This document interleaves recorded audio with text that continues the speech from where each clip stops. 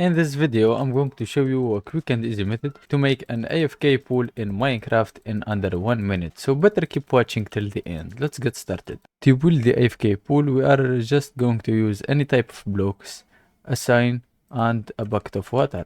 Look for an empty spot like this, and then start to make 5 by 5 blocks, as you can see right here. Then paste a block in the middle and go from to one of the sides and place blocks right like so, two and one behind.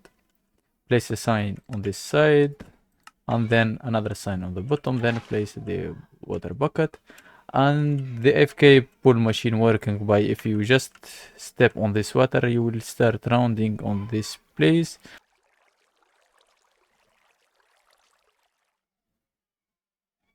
As you can see, when you reach this point, you will keep moving. I hope this guide was helpful. If it was, please consider subscribing, liking the video, and thanks for watching.